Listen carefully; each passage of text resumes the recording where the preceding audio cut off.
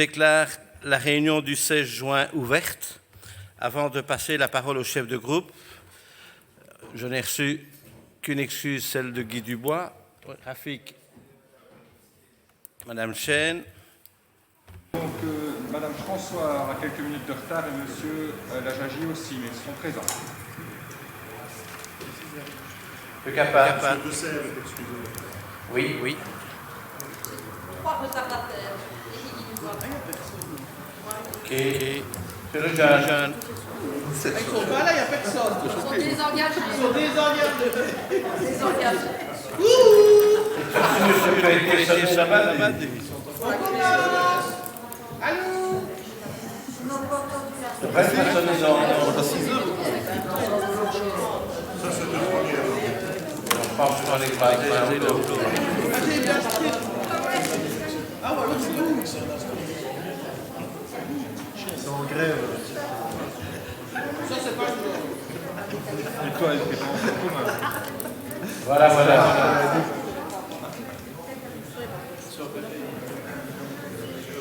Ils sont tous là.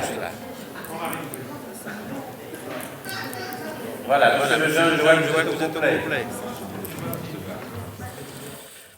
Vous trouverez sur vos bancs l'ordre du jour actualisé de la séance de ce jour, l'ordre du jour des questions d'actualité, ainsi qu'une communication du Collège provincial relative à la 5e actualisation des actions de solidarité de la province de Liège en faveur des citoyens et des communes sinistrées à la suite des inondations des 14 et 15 juillet 2021. Je vous rappelle qu'au terme de cette séance publique se tiendra une séance à huis clos qui portera sur un dossier. Le point 1 de l'ordre du jour actualisé, lecture du résumé du procès-verbal de la réunion du 19 mai 2022. Je donne la parole à Monsieur le Premier secrétaire pour la lecture de ce résumé. Merci Monsieur le Président, chers collègues.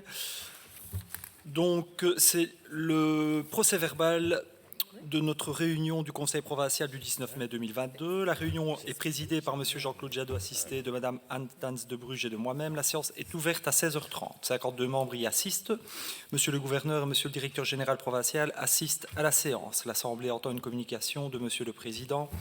Monsieur le Premier secrétaire donne lecture du procès-verbal de la réunion du 28 avril 2022. Ensuite, de la vérification des pouvoirs effectués par la commission spéciale de vérification, l'Assemblée admet Madame Aline de Barros à la prestation de serment et à son installation en qualité de conseillère provinciale en remplacement de Madame Catherine Auregard, démissionnaire. Madame Aline de Barros prête le serment constitutionnel en langue française.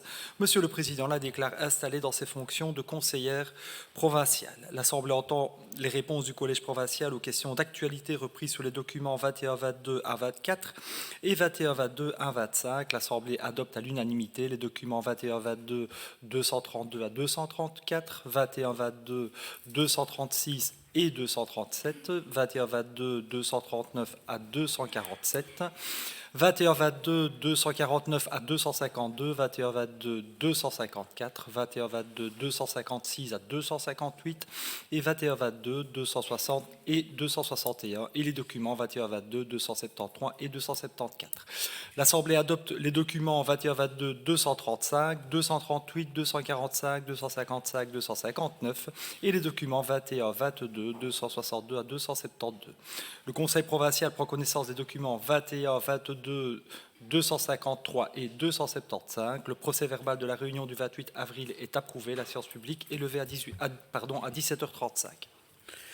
L'approbation du procès-verbal interviendra en fin de réunion. Point 2 de l'ordre du jour actualisé, questions d'actualité. Vous trouverez sur vos bancs l'ordre du jour des questions d'actualité qui comporte 4 points. Le document A26, questions d'actualité relatif à une alliance promotion de la santé culture. Le document 27, une question d'actualité relative à la vente de l'espace Bellevaux. Le document A28, question d'actualité relative au changement climatique. Et enfin, le document A29, question d'actualité relative à la mise en place d'une transurbaine tramifiée. Je me permets de vous rappeler que conformément à notre ROI, après développement de la question par son auteur, un membre par groupe politique peut intervenir sur la question pendant 2 minutes maximum. Le député concerné prendra ensuite la parole pour la réponse. À l'issue de la réponse, l'auteur ou le co-auteur peut exprimer sa réaction pendant une durée n'excédant pas 2 minutes. Pour la première question à 26, je donne la parole à Madame Muriel Freinet.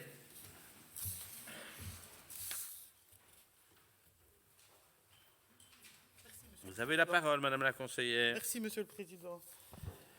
Mesdames, Messieurs, chers collègues, donc, ma question porte sur une alliance promotion de la santé culture.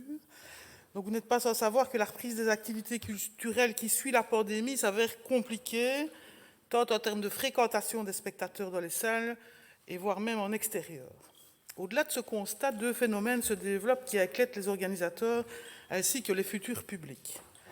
La hausse des constats d'agression à caractère sexuel, voire plus grave de viol, et le phénomène des piqûres avec ou sans produit.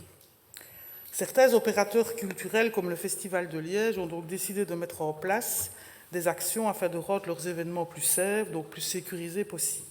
Par exemple, animer l'espace toilette quand il est éloigné de l'accueil général des festivités. D'autres exemples existent en Europe pour appréhender comment empêcher ce genre d'attaque envers les personnes. La province pourrait mettre en œuvre un lien entre la promotion de la santé et la culture afin de trouver ensemble des méthodes permettant à ce genre d'initiative de se multiplier et de s'échanger. Une plateforme d'échange de bonnes pratiques pourrait voir le jour, une journée d'études sur le sujet pourrait être mise en place. L'été est le temps des festivals en tout genre. Ce sont des lieux propices à ce type d'agression. Une présence rassurante serait la bienvenue pour montrer une prise en compte des dangers sans tomber dans la paranoïa. Un échange de vues entre les deux services pourrait-il être organisé afin de construire une action commune? Cela pourrait enfin faire connaître au plus grand nombre les actions des différents services de la province qui s'occupent de ces problématiques. En vous remerciant. Je vous remercie, Madame la conseillère provinciale. Quelqu'un souhaite-t-il intervenir? Pas d'intervention. J'invite donc Madame Cathy Firquet, députée provinciale vice-présidente, à la tribune pour la réponse du Collège provincial à cette question. Merci, Monsieur le Président. Madame la conseillère, dans votre question, vous abordez deux phénomènes distincts. Le premier est plus ancien. Il s'agit donc des faits d'agression à caractère sexuel qui, vous l'avez dit, peuvent aller jusqu'au viol. Le second est nettement plus récent, mais non moins inquiétant, bien sûr, puisqu'il s'agit des piqûres dont nous avons toutes et tous déjà entendu parler.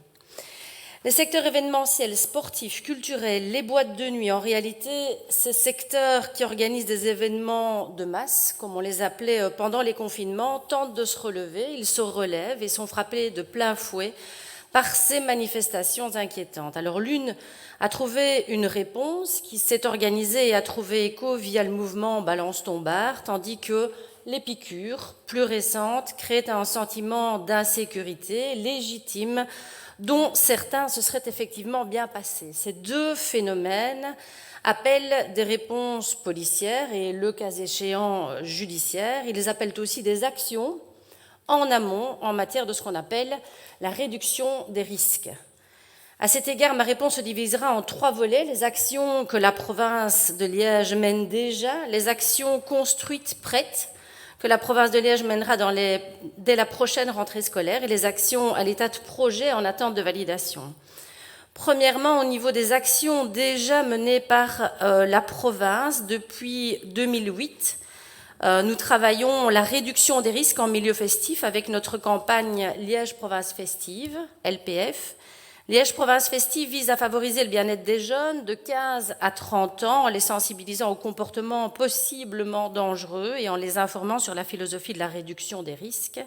Vous le savez, la prévention des risques est une stratégie de santé publique qui vise à prévenir prioritairement les dommages liés à l'utilisation des drogues et, dans un second temps, les risques inhérents au contexte festif. Cette approche s'inscrit bien sûr dans une démarche globale de promotion de la santé. Concrètement, LPF est donc une campagne de sensibilisation au comportement à risque en milieu festif via des informations claires, des animations ludiques, la distribution de matériel de réduction des risques, préservatifs, bouchons d'oreilles et autres.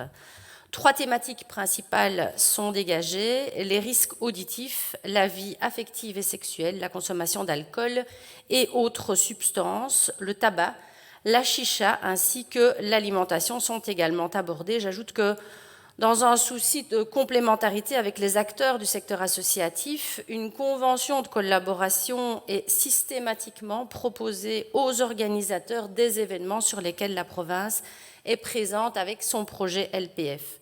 Via cette convention, les services établissent également le relevé des partenaires présents lors des événements, ainsi que leur offre de services, l'idée étant d'adapter notre offre et la rendre la plus complète possible en concertation avec nos partenaires, avec les partenaires de première ligne. Voilà ce qui existe déjà. Deuxièmement, les actions construites, prêtes, que la province de Liège mènera dès la prochaine rentrée scolaire. Alors vous allez vous demander pourquoi j'arrive avec ça, mais vous allez le comprendre dans la foulée. Donc notre département Santé et Affaires sociales lance actuellement Be Cool at School. C'est une nouvelle offre de services en milieu scolaire qui se divise sur 2 grands axes. Be Cool at School pour les écoles maternelles, primaires et secondaires. C'est là où je vous dis que je vous sens peut-être un peu loin avec du maternel et du primaire. Quoique, la prévention n'a pas d'âge. Cette nouvelle offre est prête. Une brochure de communication a été envoyée aux écoles il y a quelques semaines en vue de la prochaine rentrée scolaire. Elle sera par ailleurs présentée lors de notre prochaine 2e commission. Ensuite, Be Cool at School. Futurs professionnels, outillez-vous spécifiquement à destination des étudiants de l'enseignement supérieur qui seront amenés à rencontrer de près ou de loin des situations faisant référence aux thématiques abordées. Pourquoi est-ce que je vous parle de Be Cool at School aujourd'hui? C'est parce qu'en plus de ces 2 volets, mais également en plus du programme Liège Province Festive classique, les services ont développé un projet LPF at School qui est clairement une liaison entre Be Cool at School et LPF, vous l'aurez compris. LPF at School est destiné aux étudiants du supérieur faisant partie ou non des comités de fête, désireux de s'informer et de se former à la réduction des risques en milieu sportif, en lien de nouveau avec plusieurs thématiques, alcool, vie affective, relationnelle et sexuelle, assuétude notamment, et avec ce nouveau programme qui sera distribué et proposé dans les hautes écoles et à l'ULiège dès la rentrée de septembre, les étudiants pourront s'engager à d'une part suivre des séances d'information et de formation sur l'ensemble des thématiques de LPF, à être porteurs des messages de réduction des risques lors de leurs événements, à encourager, organiser et participer en collaboration avec des agents provinciaux à la tenue de stands Liège Province Festive lors des manifestations récréatives. À ce stade, le programme est constitué de 2 modules, de 3 heures de formation, un sur l'alcool et les assuétudes, un autre sur les VRAS et les violences sexuelles. Puis troisièmement, les actions à l'état de projet en attente de validation. Pendant le confinement et suite à l'arrêt des activités sur lesquelles ils étaient traditionnellement présents, les services ont planché sur 3 outils qui doivent encore être soumis à validation, notamment d'experts extérieurs. Un banner-up qui vise à illustrer via une gradation les comportements observables. Ça va du regard appuyé, parfois lourd, au baiser forcé, aux attouchements et parfois, malheureusement, au viol. Autre outil, de nouveaux flyers reprenant des statistiques, la définition d'une violence sexuelle, du consentement ou encore les bons réflexes. Et enfin, un outil photolangage sur tablette qui questionne le jeune sur base de photos qui lui sont soumises. L'objectif est de créer le débat à partir d'une question ouverte. Qu'est-ce que cette photo évoque ou éveille chez vous et de voir à partir de quel moment on parle de violence sexuelle. Ces 3 outils devraient être présentés à la SBL OIS, pour ceux qui connaissent mieux ex-SIDASOS. C'est une SBL véritable experte en la matière. OIS est cependant occupée à redéfinir ses priorités et objectifs, notamment via une large étude dont les résultats sont attendus depuis plusieurs semaines, malheureusement. La collaboration entre la province et la SBL sera revue au regard de ces résultats, toujours dans un souci de complémentarité et de non-concurrence par rapport aux actions à mettre en place. Une fois ces nouveaux outils validés, il est effectivement proposé, comme vous le mentionnez, qu'ils fassent l'objet d'une présentation du département santé sociale au département culture, mais pas uniquement. Vous avez raison, clairement, il est primordial et intéressant d'être complémentaires et que des ponts et des collaborations soient jetés entre les différents départements. J'ajoute que vous l'avez sous-entendu aussi, ces phénomènes touchent évidemment malheureusement tous les pans de notre vie en société et que les services pensent que ces 3 outils pourraient apporter une plus-value à la campagne LPF avec pour objectif de nouveau d'inciter les comportements favorables par la sensibilisation du public et d'autre part par la réflexion et la volonté de s'informer sur le sujet. Enfin, et pour répondre à une de vos propositions sous question dans votre intervention, oui, bien sûr, une journée d'études pourrait être envisagée à tout le moins, en prémisse peut-être de toute autre initiative qui pourrait être discutée lors de cette journée d'études avec le secteur associatif de première ligne qui y participerait. Voilà, j'espère avoir répondu à votre question. Merci beaucoup. Merci, Madame la députée provinciale vice-présidente. Une réaction? Pour la deuxième question, je donne à nouveau la parole à Madame Muriel Freinet.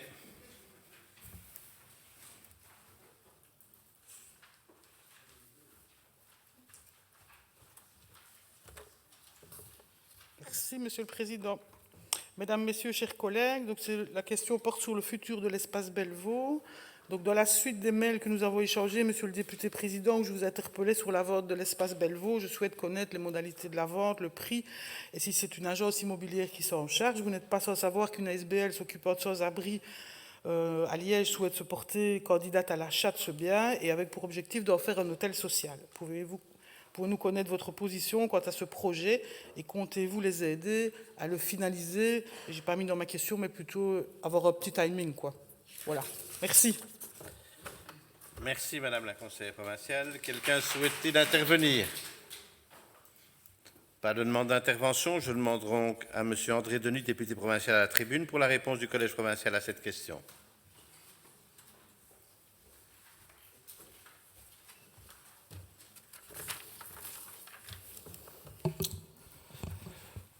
Monsieur le Président, Monsieur le Gouverneur, chers collègues, je réponds évidemment à la place, pas à la place, mais puisque vous savez qu'au collège fonctionne collégialement. Donc il s'agit d'un problème d'infrastructure, c'est la raison pour laquelle je vais, Madame Freinet, répondre à votre question. Donc d'abord un petit historique par rapport au bâtiment. Donc vous savez que la province de Liège met actuellement en œuvre un vaste plan de rationalisation immobilière tel qu'énoncé dans sa déclaration de politique provinciale. En acquérant ou en modernisant des bâtiments, l'objectif est de réorganiser et de mutualiser les services pour améliorer les actions au profit des citoyens. Cette réflexion globale nécessite inéluctablement de se séparer d'autres sites jugés inadaptés, trop vétustes ou trop énergivores. Dans le cas de l'espace Bellevaux, situé rue Bellevaux 189 à Grivnier, le service relevant du département culture qui occupait ce site a déménagé. Cet espace est donc vide et aucune affectation utile n'a été trouvée dans le chef de la province. La mise en vente de ce bâtiment a donc été décidée. Suite à l'expertise d'un notaire, le prix de vente a été fixé à un total de 1 525 000 € en juin 2021. Le Conseil provincial a d'ailleurs suivi le dossier puisqu'il en a validé les différentes étapes. Pour ce qui est de l'ASBL Benoît et Michel, dont vous nous parlez, que nous connaissons, avec qui nous avons contact par ailleurs, nous sommes bien informés de son intérêt pour les lieux et serions ravis de la voir investir ce site. Mais nous ne pouvons l'aider davantage. Suite à notre interrogation, la tutelle régionale s'est en effet prononcée sur l'impossibilité de vendre de gré à gré à un acheteur spécifique au prétexte que l'objet de l'ASBL est social. Nous sommes ainsi dans l'obligation de procéder à une vente publique avec publicité. Ce système impose sur un délai d'1 mois une publicité et le dépôt d'offres. En ce qui concerne l'espace Bellevaux, ce délai a commencé hier. Il n'y a par ailleurs pas d'agence immobilière qui s'interpose entre les acquéreurs et la province. Donc c'est la province elle-même qui ouvrira les offres donc fin du mois de juin ou au début du mois de juillet. Ainsi, même si le projet de Benoît et Michel d'y voir séjourner des personnes dont le besoin est plus qu'honorable et fondé, l'association sera logée à la même enseigne que les autres potentiels acheteurs, à savoir la remise d'une offre qui sera étudiée au regard des autres, le plus important remportant la vente.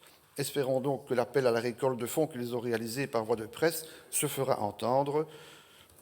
Nous en saurons bien davantage. Nous en saurons davantage prochainement et je ne manquerai pas, Madame Frenet, ainsi que l'ensemble des conseillers provinciaux du Conseil provincial, de vous tenir au courant, informés des suites de cette vente. Je vous remercie. Merci, Monsieur le député provincial. Une remarque, une réflexion? Pour la troisième question à 28, je donne la parole à Madame Sandrina Gaillard ou Isabelle Samedi. C'est Isabelle qui vient.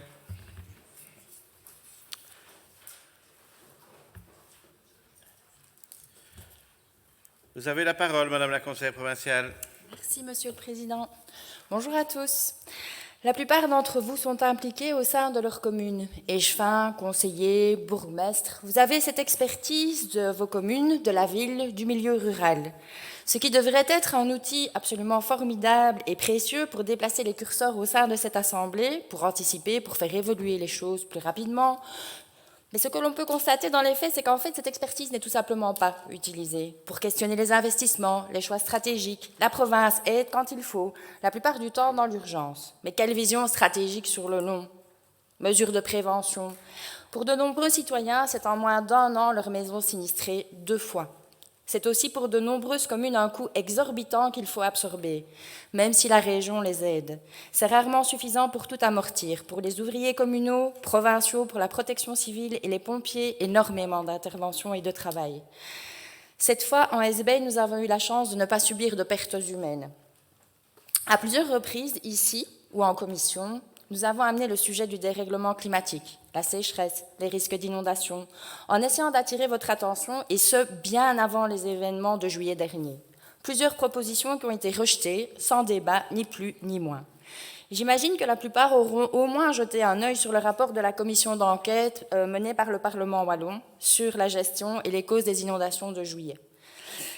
Il y avait plusieurs avis d'experts qui étaient très intéressants, de quoi s'inspirer largement pour changer les curseurs et redéfinir des stratégies, repenser ce que la province pourrait faire. Je cite M. Rigel, directeur du Centre régional de crise, que chaque membre du gouvernement a la responsabilité de mettre en œuvre les mesures du plan de gestion des risques d'inondation.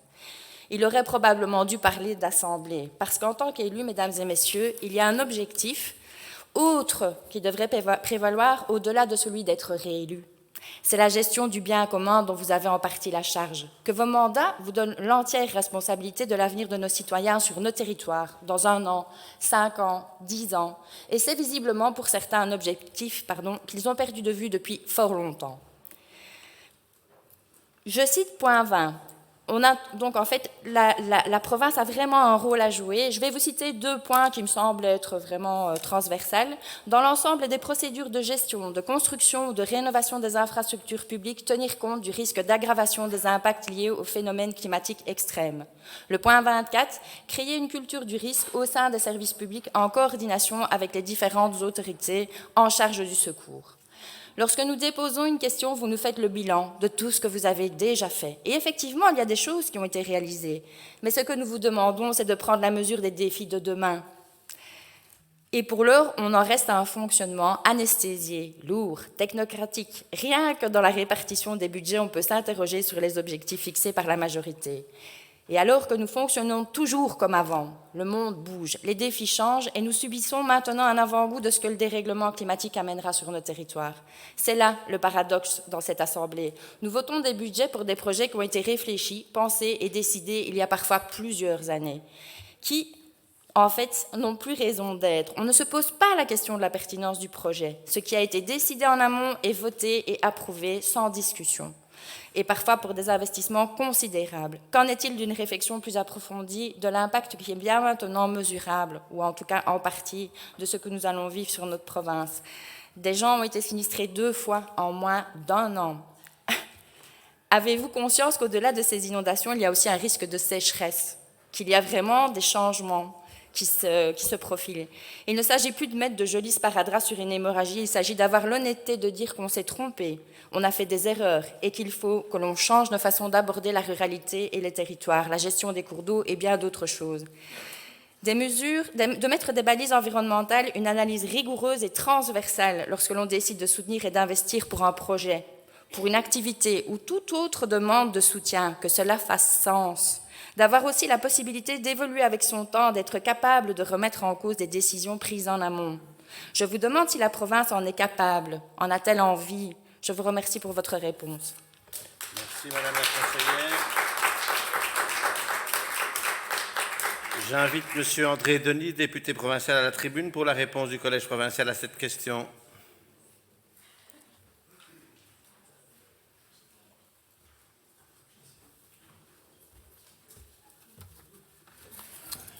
Merci, Monsieur le Président, chers collègues, Madame Gaillard, enfin Madame les conseillères provinciales, Madame Samedi aussi, c'est moi qui étais à la tribune. Mais d'abord, je m'étonne quelque peu de votre intervention. Ce n'est pas une question, mais plutôt un genre de plaidoyer politique, comme ça,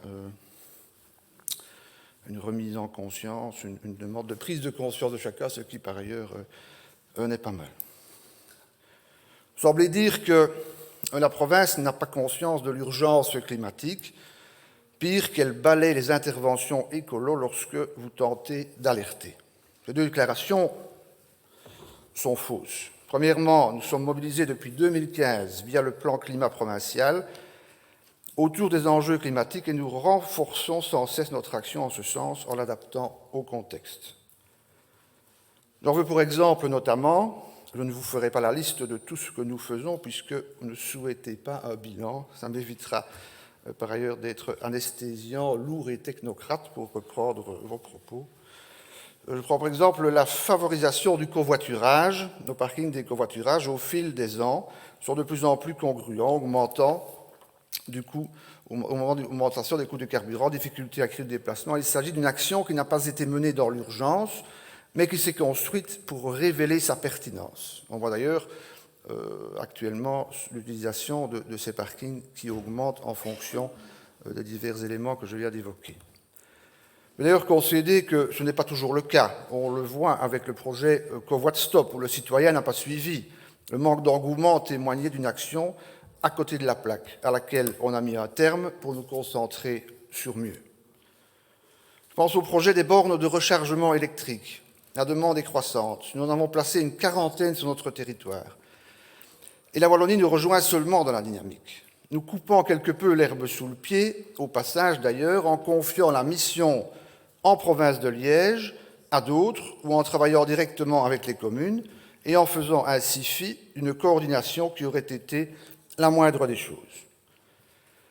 Toujours dans cette optique d'une vision qui ne s'arrête pas aux échéances électorales, mais qui se veut pérenne, tout en s'adaptant aux réalités, je prendrai encore l'exemple de la gestion des cours d'eau. Nos services font un travail admirable, depuis de nombreuses années, respectant les milieux naturels et leur biodiversité. Ils ont été au front avec les inondations. Vous êtes-vous seulement rendu compte lors de votre lecture du rapport de la commission d'enquête parlementaire. Et maintenant, ils revoient leurs actions en proposant aux zones sinistrées des études hydrographiques afin de pallier les endroits problématiques et de mieux gérer les futures intempéries rendues plus nombreuses par le réchauffement climatique. Je vous rejoins. Ne s'agit-il pas là aussi d'une vision sur le long terme? On n'est pas du tout dans la dynamique que vous dénoncez, vous nous faites un faux procès. Deuxièmement, nous ne vous faisons pas taire comme vous nous le reprochez. Mme Samedi, lorsqu'elle présidait la 4e commission, avait même eu la possibilité de proposer des sessions de travail sur des thématiques environnementales. Nous en attendons toujours les conclusions 2 ans plus tard. N'était-ce pas là, pour le groupe écolo, l'occasion d'être une force de proposition dépassant quelque peu le yaka? De même, comme vous le dites si bien, nous sommes tous ici des élus désignés pour être le relais vers les niveaux de pouvoir compétents. Je vous invite donc à jouer ce rôle auprès de la ministre Tellier, que nous avons sollicité à plusieurs reprises sur des projets environnementaux sur lesquels nous travaillons. Trop occupée sans doute, elle ne nous a jamais répondu. Oui, je dis bien, jamais répondu à nos courriels. Vous restez au niveau de la région wallonne, c'est bien de détricoter nos missions à travers la réforme des provinces. Encore faudrait-il parfois retrouver du maillage. Il est à mon sens urgent que la région définisse sa vision de l'action supralocale car nous ne pouvons concevoir une action de fond sur des sujets aussi capitaux que la question environnementale sans une ligne directrice claire des instances en charge pour une vision commune à long terme. Mais la région sait-elle seulement où elle veut aller? Je pense en effet que l'action publique peut être plus efficace que ce que nous avons connu dans le cadre de la pandémie ou plus récemment encore des terribles inondations qui ont frappé notre province. Ne serait-il pas temps de quelque peu réorganiser l'État? Alors, mesdames les conseillères, vous pouvez compter sur nos services provinciaux pour tenter de relever au mieux le défi climatique, humblement et avec nos moyens, je le reconnais, mais l'inverse est-il vrai, Madame Samedi, Madame Gaillard, pouvons-nous également compter sur vous?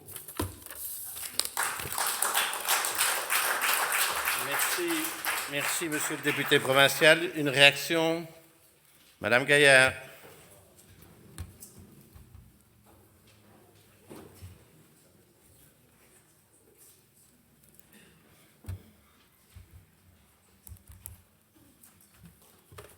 Merci, Monsieur le Président, Monsieur le Gouverneur qui est parti, Monsieur le Directeur Général, chers collègues. Donc, il y a un peu plus de 2 ans, je proposais d'offrir à tout le personnel et à chaque étudiant une gourde et d'installer des fontaines à eau. Une goutte d'eau dans l'océan. Seule proposition de l'opposition acceptée ou presque depuis le début de la législature. Alors, covoiturage, covoit-stop, bonne électrique, et attendre plus de 2 ans pour mettre en œuvre ce point, me fait un peu penser au Titanic, qui a entendu qu'il y avait des icebergs dans la zone, mais qui continue à foncer et qui voit l'iceberg, mais trop tard, don't look up. Une petite voix m'a expliqué que les gourdes étaient bien arrivées, mais pas encore les fontaines à eau, et donc que les gourdes étaient stockées en entendant les fontaines. Mais pourquoi? Je vais vous faire dire un secret. Partout, il y a des robinets. Si, je vous assure, l'eau courante est installée dans chaque habitation, chaque gourde pourrait être dès lors remplie sans attendre les fontaines à eau, et donc être très utile. Isabelle vous a parlé du rapport sur les inondations, mais il y a un autre rapport qui est sorti au printemps, celui du GIEC, qui nous dit, un petit extrait, pour atteindre les objectifs des accords de Paris, il faut baisser les émissions de gaz à effet de serre de 43% d'ici 2030. À l'heure actuelle, elles montent encore de 1 à 1,5% par an. Les conclusions de la commission spéciale vous ont été envoyées en avril 2021. Le dernier mail a été envoyé en avril, toujours 21, par la présidente de la commission spéciale. Les travaux de cette commission avaient pourtant bien avancé entre conseillers et l'administration. Nous attendons toujours le retour du collège. Et il me semble aussi que l'EMR fait partie de la majorité à la région wallonne. Merci, Madame la conseillère. Pour la 4e et dernière question, je donne la parole à Monsieur Marc Meinery.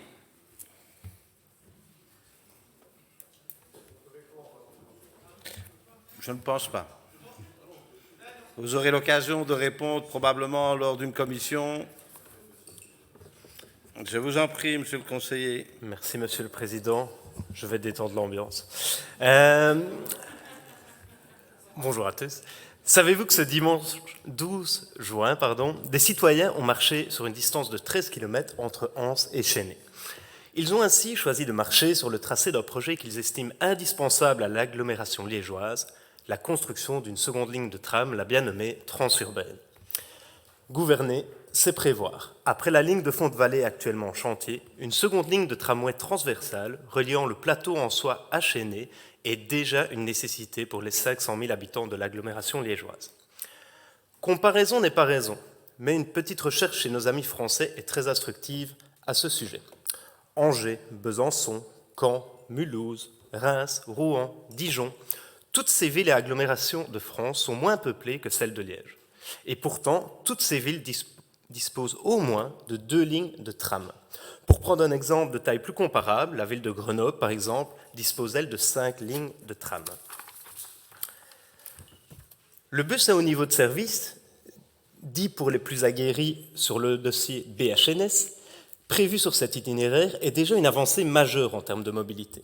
Pour ceux qui ne savent pas, un bus à haut niveau de service, c'est entre le bus et le tramway, à moitié en site propre, voilà. Entre le bus et le tramway, mais ça reste un bus. Donc, ce bus à haut niveau de service est déjà une avancée, mais il risque très rapidement de montrer ses limites en termes de capacité. De plus, un tram n'est pas un bus. Permettez-moi de rapidement énoncer quelques points forts de ce projet. Une transurbaine tramifiée, c'est d'abord relever le défi de notre génération, et mes collègues viennent d'en parler, celui qui sous-tend tous les autres, le défi climatique. J'ai d'ailleurs une petite anecdote que à vous raconter. Je fais évaluer mon cours de géographie par mes élèves anonymement. Ils ont le droit de me remettre des petits commentaires. Et j'ai 2 élèves qui m'ont mis dans ces petits commentaires.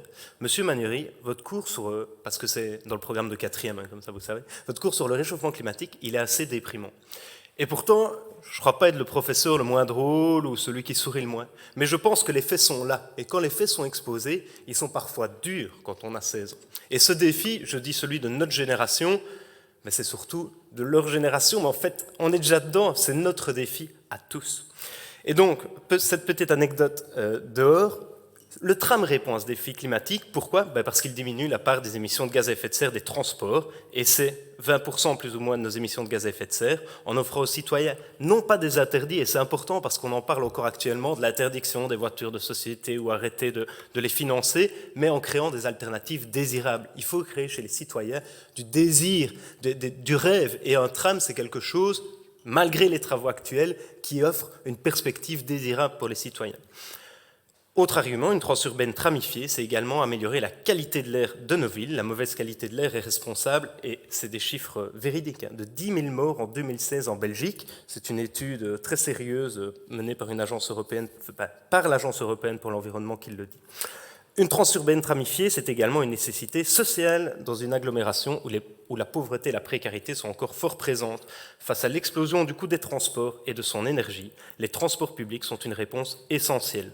Autrement plus pérenne, je suis désolé pour la petite pique, mais je le pense tellement, autrement plus pérenne qu'une éphémère diminution de la TVA, permettre à chaque habitant de se déplacer de manière efficace, confortable et à bas coût est un enjeu fondamental. Dernier argument, une transurbaine tramifiée, c'est enfin, en termes d'aménagement du territoire, en traversant des quartiers densément peuplés ou en reconstruction, la seconde colonne vertébrale d'une agglomération liégeoise plus équilibrée, dynamique et moderne en 2040. Face à cet enjeu qui dépasse clairement les limites de la ville de Liège, puisqu'il implique directement les villes et communes de Anse, Grasseleugne, Liège, Saint-Nicolas et Chaudfontaine, mais aussi par son ambition structurante pour une grande partie de la province de Liège, ma question est la suivante. Le collège provincial partage-t-il l'ambition de la mise en place de la transurbaine ? Si oui, de quelle manière la province pourrait-elle apporter son concours, qu'il soit technique, administratif, voire même financier, sait-on jamais, par exemple au sein du GRE Liège ou de Liège Métropole, à la réalisation de ce projet. Merci pour votre réponse. Merci, monsieur le conseiller. Quelqu'un souhaite-t-il intervenir ? Pas d'intervention. J'invite monsieur Claude Klinkenberg, député provincial, à la tribune pour la réponse du collège à cette question.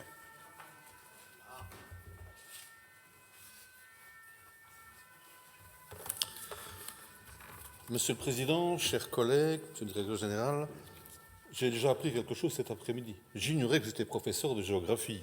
Donc c'est déjà un élément important pour cet après-midi. C'est toujours agréable d'apprendre des choses tout au long de la journée. Monsieur le conseiller, je vous remercie pour votre question, même si je dois reconnaître que je trouve sa formulation un peu étrange. Vous en doutiez. En effet, s'interroger sur un éventuel intérêt provincial pour un projet comme la transurbaine, cela équivaut tout simplement à se demander si la province de Liège est sensible aux défis climatiques et aux enjeux de mobilité, qui sont d'ailleurs intimement liés. À moins d'être de mauvaise foi, ce qui ne fait heureusement pas partie, je pense, de vos rares défauts, et peut-être que vous n'en avez pas, vous ne serez donc pas surpris d'apprendre que, bien évidemment, tout pouvoir public ne peut que se sentir concerné par un projet visant à améliorer la qualité et l'offre de transport public et contribuer ainsi à diminuer collectivement notre empreinte carbonique. Par ailleurs, en tant qu'employeur de plusieurs centaines, voire plusieurs milliers d'agents qui fréquentent quotidiennement la ville de Liège et sa périphérie, nous sommes bien sûr favorables à toute réflexion visant à faciliter la mobilité de nos collaborateurs qui rencontrent des difficultés quotidiennes pour accéder à leur lieu de travail. Je suppose que vous fréquentez Liège comme moi. Déjà, avec les travaux du tram actuels, c'est déjà pas évident. Donc, on va essayer de terminer déjà celui-là.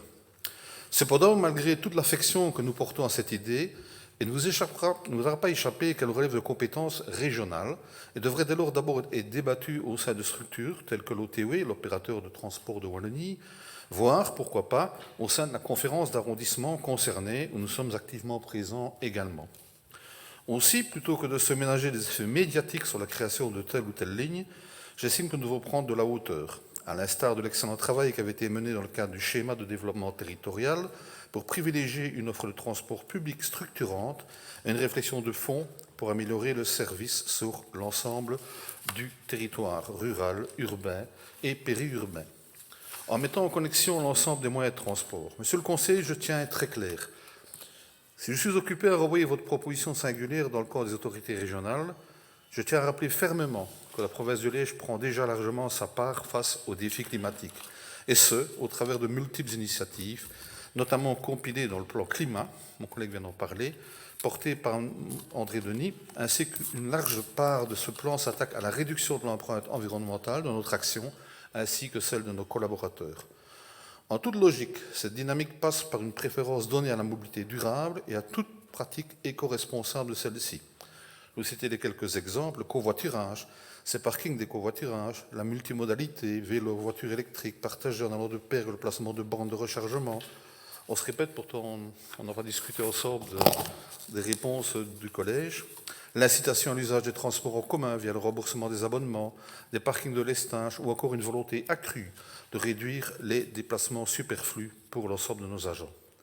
Dans cet esprit, la province de Liège est donc favorable à tout ce qui participe à l'amélioration d'une mobilité multimodale. La ligne de tram en construction, mais aussi les bus dits à haut niveau de service, font ainsi partie des projets qui vont venir faire écho aux nôtres, en particulier à l'égard de la mobilité des agents provinciaux, au vu des nombreuses infrastructures provinciales liégeoises présentées sur le parcours de ce futur tram. Avant de conclure, je m'en serais voulu de ne pas également évoquer des enjeux touristiques liés à la mobilité douce, puisque j'ai souhaité placer la découverte touristique de la ville sous un angle éco-responsable en misant sur le slow tourisme, et c'est au travers de deux projets majeurs que vous connaissez sûrement.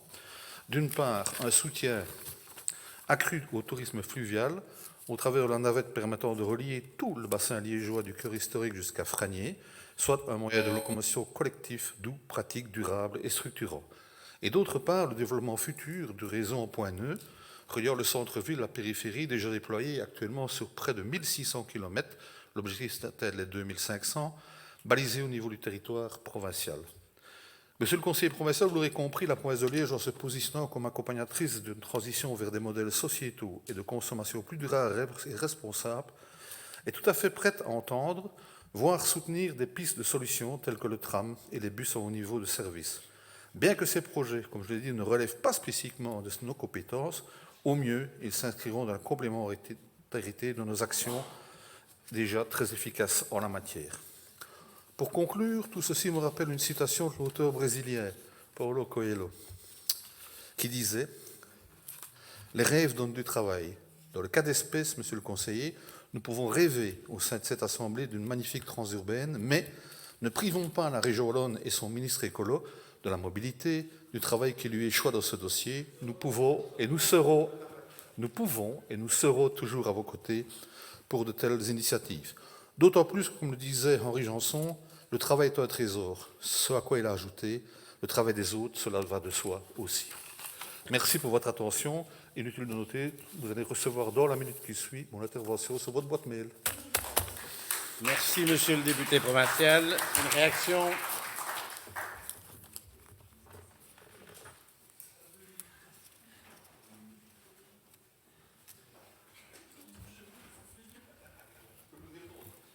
Et non, c'est le privilège de la minorité, ou de l'opposition, selon comment vous nous voyez. Merci, Monsieur le Président. Très rapidement, une petite réponse. Mais en fait, je n'ai pas envie de rentrer dans la politique politicienne, parce que c'est vrai que le ministre du Transport à la région Wallonne est un écolo.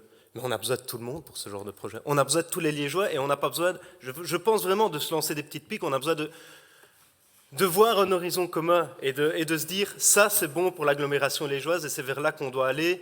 Et d'ailleurs, vous êtes au gouvernement wallon aussi, donc voilà, plus qu'une petite pique, moi je souhaiterais vraiment de la part de la province qu'elle apporte son concours. Et d'ailleurs, si vous avez répondu à ma question sur le collège partage-t-il l'ambition, je vais essayer de tirer le positif. J'ai plutôt compris oui, mais de quelle manière peut-elle apporter son concours? Voilà, je suis assez peu satisfait de la réponse donnée sur le projet de la transurbaine. Je pense que la province a une expertise qu'elle peut amener. J'entends bien la question de la compétence qui est posée, mais si la province se restreignait à ses compétences pures et dures on ne ferait peut-être plus grand-chose non plus. Et donc, voilà, je pense que c'est vraiment intéressant de se poser cette question-là de comment nous, institutions provinciales, nous pouvons apporter notre concours à ce projet. Dernière petite chose, vous parliez de mobilité dans l'agglomération liégeoise. N'oubliez pas la mise en place du télétravail pour les agents provinciaux, c'est peut-être quelque chose sur lequel on doit encore appuyer. Merci beaucoup. Merci, monsieur le conseiller. Le point 3 de l'ordre du jour, document 276, adoption du rapport de rémunération des membres du Conseil provincial et du Collège provincial pour l'année 2021, établi conformément à l'article 6421-1 du Code de la démocratie locale et de la décentralisation. Ce document a été soumis à l'examen du bureau et n'a soulevé aucune question. C'est donc par consensus que votre bureau vous propose de l'adopter. Quelqu'un souhaite-t-il intervenir? Pas de demande d'intervention. Je clôt la discussion générale. Nous passons au vote. Qui est pour les conclusions du bureau? Unanimité. Le Conseil adopte la dite résolution. Les points 4 et 5 de l'ordre du jour ont été regroupés à la demande des membres du bureau, à savoir les documents 277 et 278, modification de la représentation provinciale, remplacement d'un membre et ancien membre du groupe Écolo au sein de diverses sociétés et associations, proposition de désignation d'un administrateur et d'un observateur au sein du conseil d'administration de l'IGIL. Ces deux documents n'ayant soulevé aucune question, c'est par consensus que votre bureau vous propose de les adopter. Quelqu'un souhaite-t-il intervenir? Pas d'intervention. Je clôt la discussion générale. Nous passons au vote. Pouvons-nous procéder à un vote globalisé? OK. Qui est pour les conclusions du bureau en ce qui concerne ces deux documents? Unanimité. Le Conseil adopte les résolutions. Le point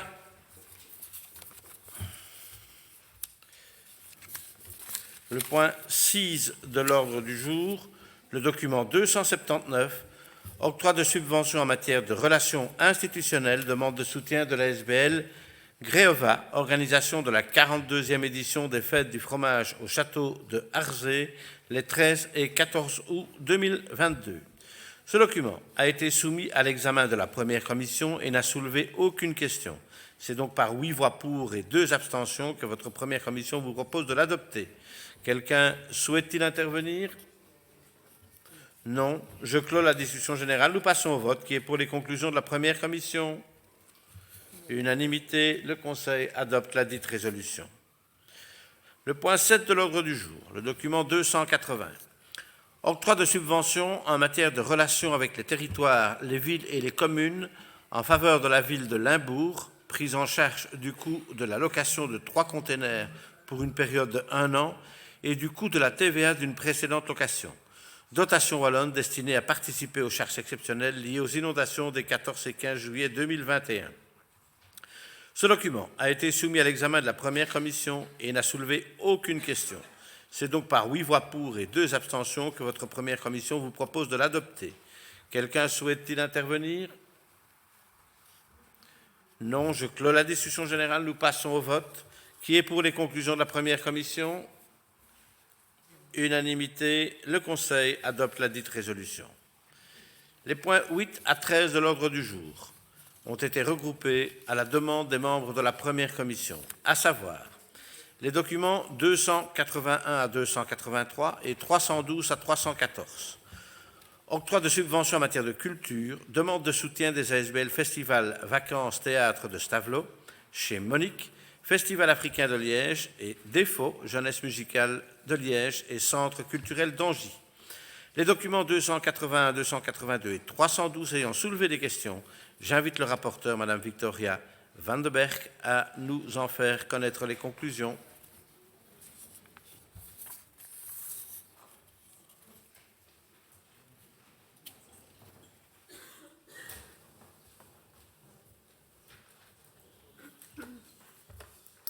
Merci, Monsieur le Président. Chers collègues, voici donc le rapport par rapport à ces quelques points de la Commission 1 de ce mardi. Une première question est posée, qui porte d'ailleurs sur l'ensemble des points, c'est une question générale, qui indique que presque à chaque fois la province intervient finalement pour le montant de la perte annoncée par l'événement ou l'association. Est-ce que ce genre de perte est structurel? Le conseiller s'en inquiète. Il est répondu que c'est un budget prévisionnel qui est envoyé à la province. Les associations ASBL et autres espèrent obtenir ce montant de la province, mais nous ne sommes pas obligés évidemment d'y répondre et nous avons le choix par rapport à la subvention qui est donnée. Il est évidemment précisé que les collaborations sont de qualité et que le but évidemment n'est pas d'avoir un déficit structurel dans les associations qui sont aidées. Une deuxième question porte sur le point 282 et demande pourquoi il n'y a pas de justificatif pour le chapiteau, le véhicule et la transpalette, et demande donc si ces achats ont été faits. Normalement, les justificatifs devraient déjà avoir été transmis.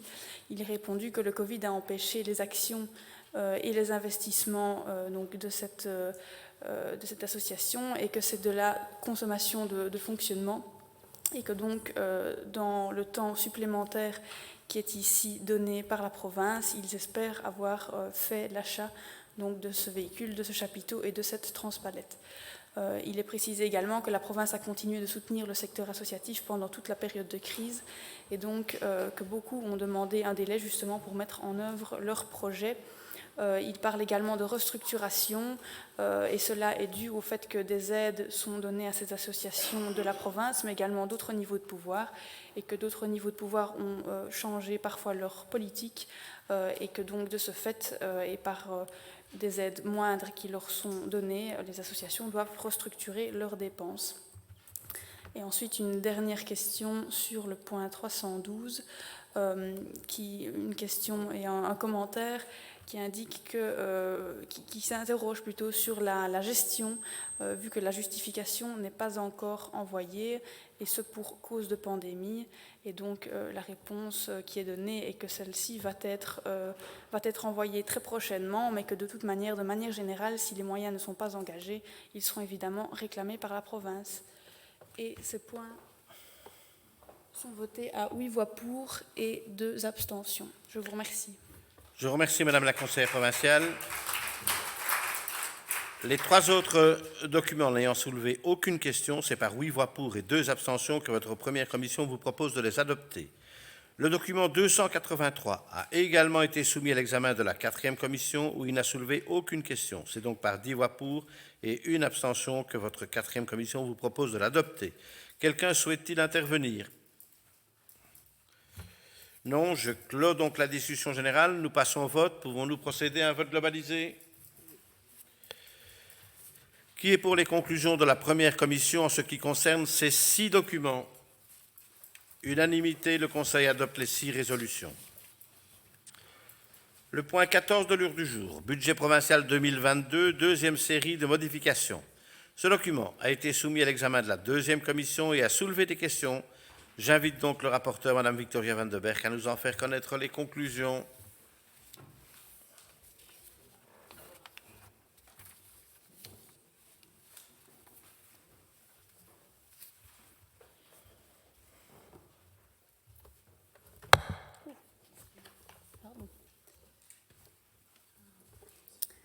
Je vous remercie, Monsieur le Président, chers collègues. Donc voici le rapport relatif à ce point et à ce document 285. Une première question est posée au niveau du clic sur l'énergie. Un conseiller s'interroge sur le système qui est mis en place à ce niveau-là. Il est répondu que nous sommes dans un système contractuel et dans le cadre du marché avec les prestataires, une fois par trimestre, nous avons la possibilité de figer les prix. C'est un système assez complexe qui demande de la réflexion, de l'anticipation, pour se prémunir de l'évolution. Les prestataires ont également du mal à anticiper. Il faut savoir qu'il y a des variations de 10% au mégawatt, même sur une demi-journée. La relation est complexe avec les tiers. Lorsqu'une remise d'offre est demandée, elle est valable seulement d'ailleurs quelques minutes. Au niveau donc de ce clic, le collège avait établi des montants pivots dans la fourchette basse de ce qu'on peut avoir pour le moment, et cela a été figé jusqu'à la fin de cette année, et ce le sera également pour l'année 2023 et l'année 2024. Pour le moment, il n'y avait pas la possibilité de prévisionner pour le budget 2023. Donc ça permet ici, par ce système de clic, d'avoir une vision à court et moyen terme. Cela a également une répercussion sur les communes qui sont dans le marché provincial. Une information leur a d'ailleurs été communiquée pour faire un état de la situation. Et malheureusement, nous n'avons pas de solution miracle, mais nous essayons de nous prémunir d'une évolution fulgurante des prix. Si on ne fige pas les prix, c'est la moyenne donc, du prix du mois précédent qui sont appliqués. Et la réflexion pour plus tard, c'est de se demander si le variable est toujours intéressant, mais à savoir que pour le moment, un prix fixe n'existe plus. Une deuxième question est posée par rapport à la problématique du sel qui est devenu inutilisable. Il est répondu que celui-ci est périssable, qu'il s'est solidifié, que les événements récents l'ont rendu inutilisable. Il a perdu ses caractéristiques et dans les 100 000 €, il y a donc du réapprovisionnement en conditionnement, mais également le recyclage du sel qui est compris dans ces 100 000 €. Une troisième question est posée par rapport au subside APE, donc à la page 3 des recettes, et il est répondu que c'est une question d'écriture. Une modification avait été faite lors de la modification de mars, et ici un changement doit être refait, mais c'est seulement au niveau de l'écriture, mais rien ne change au niveau des montants globaux. Une quatrième question est posée quant à la fluctuation des frais de fonctionnement des différentes entités, afin de savoir si celles-ci sont liées à l'isolation des bâtiments. Effectivement, donc, il est difficilement quantifiable pour le moment de savoir quels frais de fonctionnement sont pour quel bâtiment, mais il y a une volonté de quantifier justement l'utilisation par bâti, et c'est une démarche initiée avec les compteurs intelligents notamment, pour avoir une forme de pédagogie et de rappeler évidemment aux agents les principes de base pour l'utilisation des énergies. Une cinquième question est posée quant à l'augmentation de l'emprunt pour travaux pour le pôle des savoirs, et il est répondu que ce sont les imprévus liés au marché et le coût des matériaux qui impliquent cette augmentation. Et une sixième question et dernière question est posée par rapport à l'achat de la caserne Saint-Laurent. Un conseiller indique que cet achat serait un gouffre énergétique et demande si on ne pourrait pas revenir sur la décision. Il répondit qu'il y a eu une réponse justement par rapport à ce projet pour avoir une activité au niveau de la géothermie, et que ce projet d'achat a été initié lorsqu'on ne pouvait pas imaginer la montée des prix qui se passe actuellement. Mais les infrastructures sont bien conscientes des problèmes énergétiques. Il y a un travail important mené par les infras au niveau également des subventionnements et puis de la recherche de projets, notamment par rapport à la géothermie et donc par rapport aux subsides pour réhabiliter le bâtiment en termes énergétiques. La qualité de la présentation est également soulignée lors de la commission et le rapport est approuvé à 7 voix pour et 4 abstentions. Je vous remercie. Merci Madame la conseillère pour ce compte-rendu particulièrement complet. Quelqu'un souhaite-t-il intervenir? Non, je clôt la discussion générale. Nous passons au vote. Qui est pour les conclusions de la deuxième commission? Le groupe PS, le groupe MR, le groupe CDH. Tout le monde baisse ou tout le monde lève, je ne sais pas, mais OK. Les engagés, pardon. Qui est contre? Le groupe PTB. Qui s'abstient? Les engagés et le groupe Écolo. Le Conseil adopte la dite résolution. Point 15 de l'ordre du jour, le document 286, prise de connaissance de l'application des dispositions de l'article 10 de l'arrêté royal du 2 juin 1999 portant sur le règlement général de la comptabilité provinciale, budget provincial 2021. Ce document a été soumis à l'examen de la deuxième commission et n'a soulevé aucune question. Votre deuxième commission vous invite dès lors à en prendre connaissance. Quelqu'un souhaite-t-il intervenir? Pas d'intervention, je clôt la discussion générale. Il s'agit ici d'une prise de connaissance. Le Conseil prend donc connaissance de la dite résolution. Le point 16 de l'ordre du jour, document 287, désignation au 1er juillet 2022 d'un nouveau receveur spécial à l'Institut provincial d'enseignement secondaire de Serein-Gemep. Ce document a été soumis à l'examen de la deuxième commission et a soulevé des questions. J'invite donc le rapporteur, Mme Déborah Colombini, à nous en faire connaître les conclusions. Vous avez la parole, Madame la conseillère.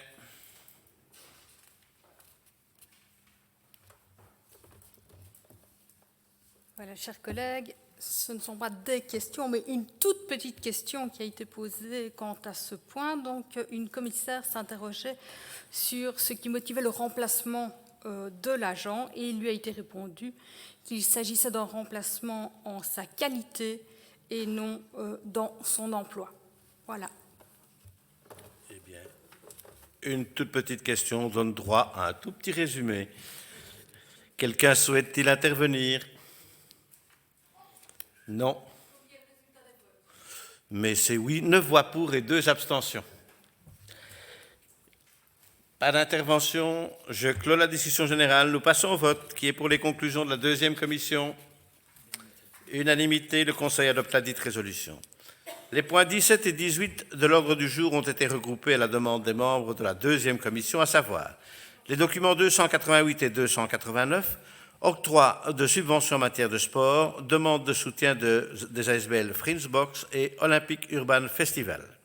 Le document 289 ayant soulevé des questions, j'invite le rapporteur, Madame Caroline Lebeau, à nous en faire connaître les conclusions.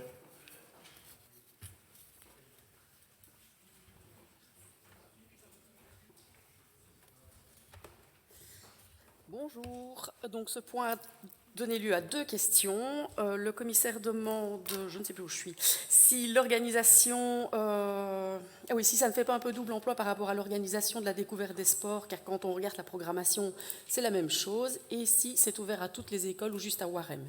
Il est répondu que les programmations sont complémentaires et que cette organisation est ouverte à toutes les écoles. Ce point a donné lieu à 9 voix pour, 0 contre et 2 abstentions.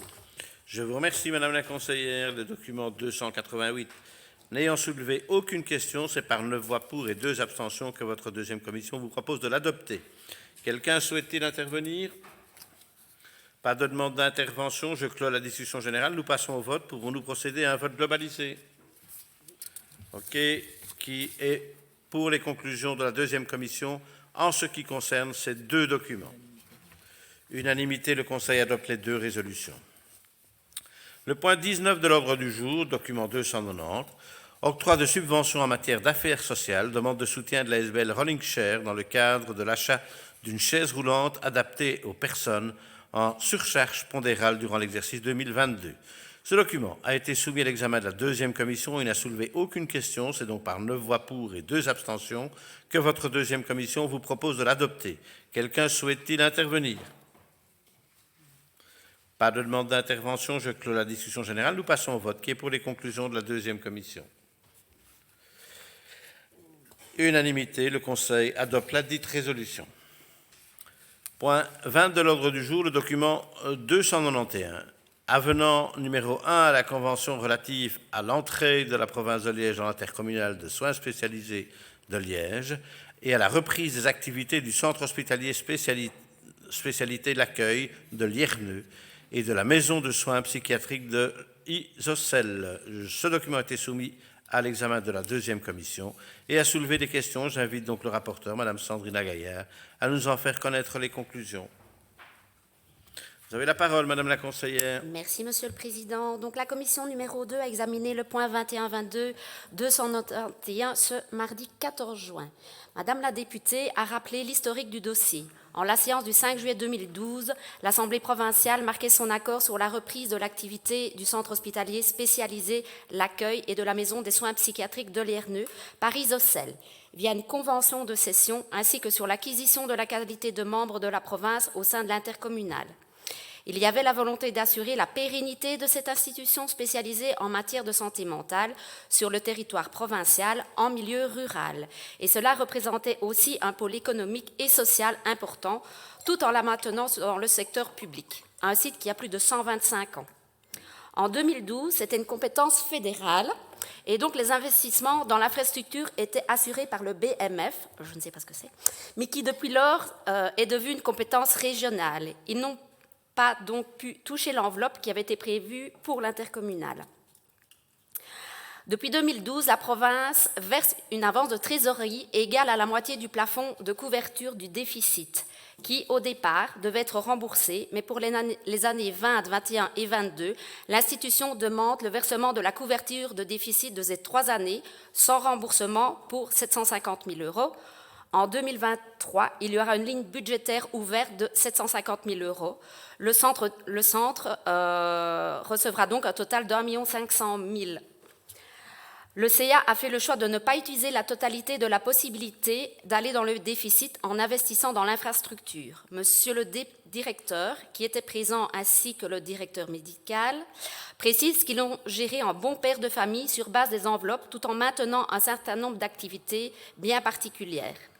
La somme d'1 500 000 sera consacrée principalement à 4 projets, dont 2 qui sont le plus caractéristiques, nous ont été présentés.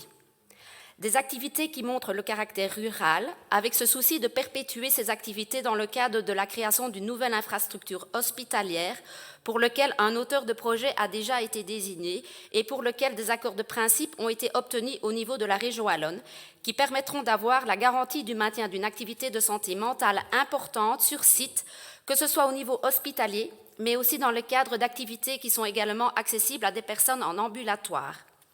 Il s'agit d'un projet positif Agritude, projet qui vise à permettre aux patients qui le souhaitent de participer à des travaux à la ferme.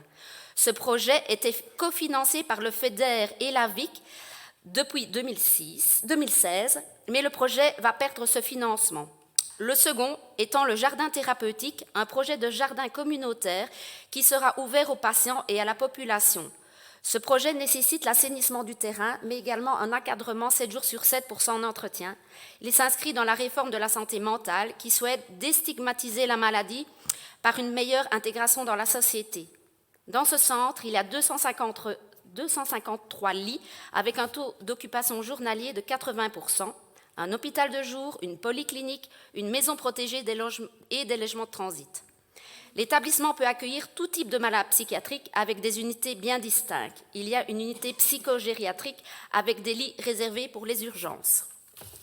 Alors, le vote, 9 voix pour, 0 contre, 3 abstentions. Merci, Madame la conseillère. Quelqu'un souhaite-t-il intervenir? Pas d'intervention, je clôt la discussion générale. Nous passons au vote. Qui est pour les conclusions de la deuxième commission? Oui, excusez-moi. Qui est pour les conclusions de la deuxième commission? Unanimité, le Conseil adopte la dite résolution. Point 21 de l'ordre du jour, le document 292, adaptation du montant des redevances annuelles de pension dans les internats des établissements provinciaux d'enseignement, montant et modalités de paiement 2022-2023. Ce document a été soumis à l'examen de la troisième commission et n'a soulevé aucune question. C'est donc par 11 voix pour et une abstention que votre troisième commission vous propose de l'adopter. Quelqu'un souhaite-t-il intervenir? Non, je clôt la discussion générale. Nous passons au vote. Qui est pour les conclusions de la troisième commission? Unanimité, le Conseil adopte la dite résolution. Point 22 de l'ordre du jour. Adhésion à la centrale d'achat du service public fédéral BOSA, lié au marché de services accessibilité des sites Internet et des applications mobiles des services publics M1104. Ce document a été soumis à l'examen de la troisième commission et n'a soulevé aucune question. C'est donc par 11 voix pour et une abstention que votre troisième commission vous propose de l'adopter. Quelqu'un souhaite-t-il intervenir? Pas de demande d'intervention, je clôt la discussion générale. Nous passons au vote. Qui est pour les conclusions de la troisième commission? Unanimité, le Conseil adopte la dite résolution.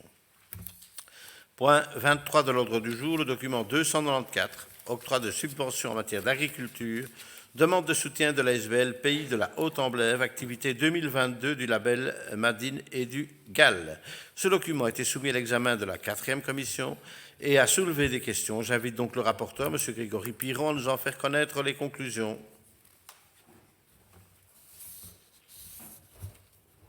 Merci, Monsieur le Président. Chers collègues, votre quatrième commission s'est réunie ce lundi 13 juin 2022 dans les bâtiments du Val-Benoît. Des questions, remarques ont été soulevées concernant le document 2122/294. Une commissaire posait cette question. Quand le GAL a-t-il été créé? Il lui est répondu qu'il n'a pas encore été créé. Elle estime que le montant octroyé est important alors que des subsides ont déjà été octroyés par le passé pour Changeons demain et Cercle Intermills. Elle trouve que cela fait doublon. Elle trouve également qu'il n'est pas logique que les producteurs locaux doivent s'acquitter d'une certaine somme pour y être représentés. Monsieur le député en charge se justifie par les faits qu'il existe déjà des GAL un peu partout en Wallonie, que la province ne subsidie pas les GAL, la région wallonne octroiera des subsides en 2024 pour les dossiers GAL rentrés en 2023, se caractérise par une dynamique entrepreneuriale, subside à hauteur de 1,2 million sur 4 ans, 90% Europe et 10% communes et privées.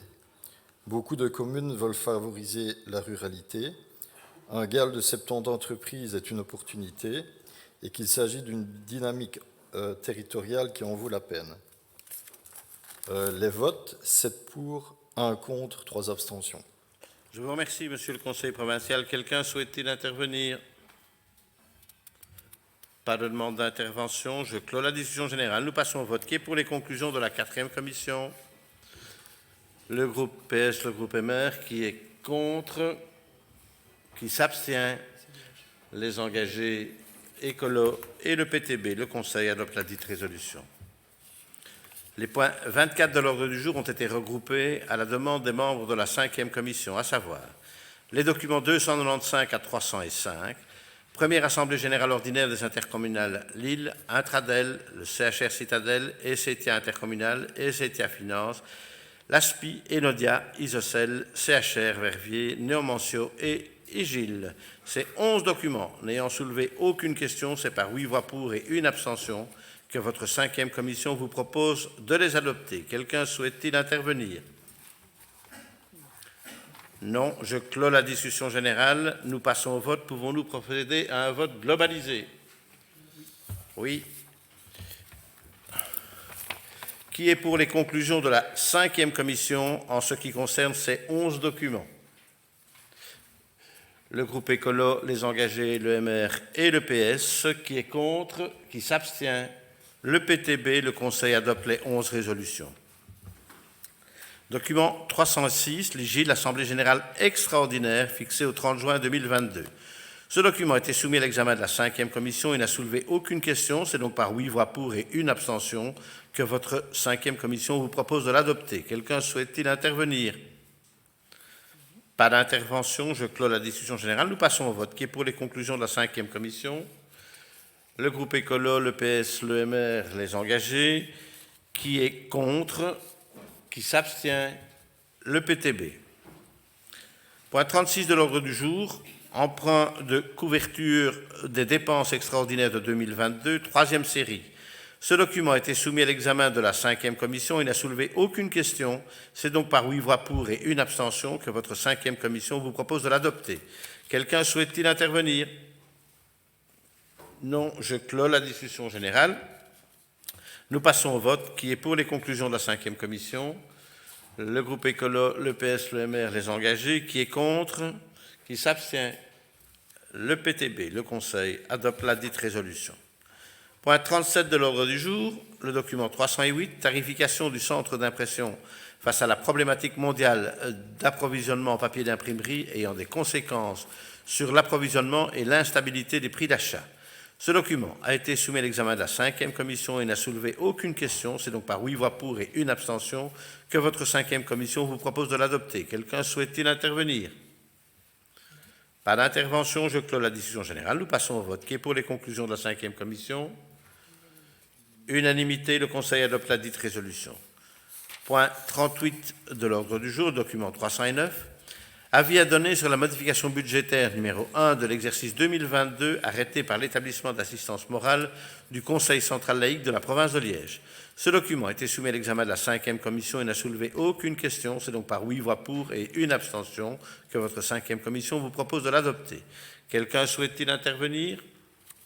Non, je clôt la discussion générale. Nous passons au vote. Qui est pour les conclusions de la 5e commission? Le groupe écolo, le groupe PS, le groupe MR, les engagés. Qui est contre? Qui s'abstient? Le Conseil adopte la dite résolution. Point 39 de l'ordre du jour, le document 310. Avis sur le projet de budget 2023 de l'établissement d'assistance morale du Conseil central laïque de la province de Liège. Ce document a été soumis à l'examen de la 5e commission et n'a soulevé aucune question. C'est donc par 8 voix pour et 1 abstention que votre 5e commission vous propose de l'adopter. Quelqu'un souhaite-t-il intervenir? Pas de demande d'intervention. Je clôt la discussion générale. Nous passons au vote. Qui est pour les conclusions de la 5e commission? Les écolos, le PS, le MR, les engagés. Qui est contre? Allons. Vous êtes pour également. C'est bien, à unanimité, le Conseil adopte la dite résolution. Point 40 de l'ordre du jour, le document 311, approbation du rapport d'activité et des comptes annuels de la Régie provinciale autonome, Régie provinciale d'édition arrêtée au 31 décembre 2021. Ce document a été soumis à la 5e commission et n'a soulevé aucune question. C'est donc par 8 voix pour et 1 abstention que votre 5e commission vous propose de l'adopter. Quelqu'un souhaite-t-il intervenir? Pas de demande d'intervention. Je clôt la discussion générale. Nous passons au vote qui est pour les conclusions de la 5e commission. Les engagés, le MR, le PS Écolo et le PTB. Unanimité. Le Conseil adopte la dite résolution. Point 41 de l'ordre du jour. Approbation du procès-verbal de la séance du 19 mai 2022. Aucune réclamation n'ayant été déposée en ce qui concerne la rédaction du procès-verbal de notre dernière réunion, je le déclare approuvé et déclare close la séance publique de ce jour. La prochaine séance ordinaire du Conseil provincial aura lieu, je vous le rappelle, le jeudi 7 juillet à 16h30. Séance à huis clos.